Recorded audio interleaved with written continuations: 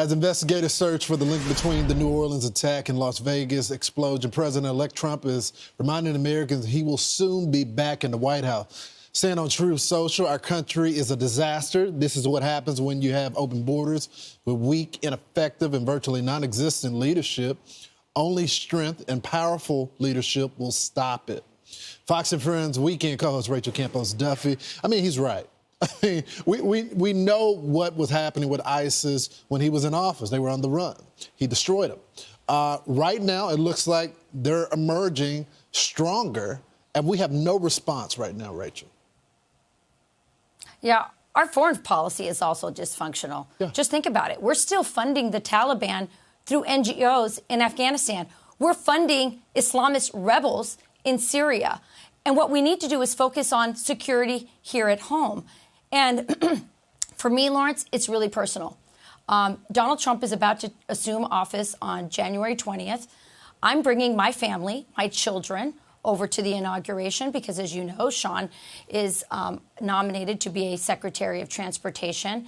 And we have an FBI, a DOD, and a Homeland Security that has given us zero confidence. They've said nothing with the border open and terrorists flowing over our borders. They've been directing agents to go after political dissidents from J6, from January 6th, instead of going after terrorists. We know that within the military, they were flagging Pete Hegseth as a white supremacist because of a tattoo. The ultimate patriot. And meanwhile, we have this guy who was a veteran who turned to ISIS. So this is so dysfunctional. And right now, you know, Lawrence, Donald Trump and senior and senators are calling for Donald Trump's national security team, Tulsi Gabbard, Pete Hegseth, and Kash Patel, to be confirmed immediately because they don't trust this current administration's FBI, DOD, and Homeland Security. And I don't blame them. Lawrence, we still don't know anything about the two people who tried to assassinate Donald Trump this summer. We know nothing about this situation. Well, these are not crimes that have been solved. And yet I'm supposed to feel okay taking my kids to an inauguration on January 20th with this team in place for national security?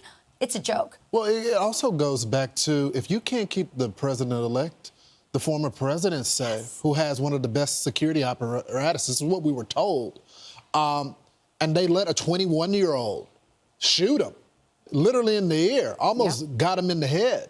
So, I mean, if you, how do we expect to be safe, especially when the threats of Iran and so on? So we'll be following. Hopefully, Congress will get some act right, confirm the folks, so we can get this show on the road. We'll be watching, though, Rachel. Thank you so much.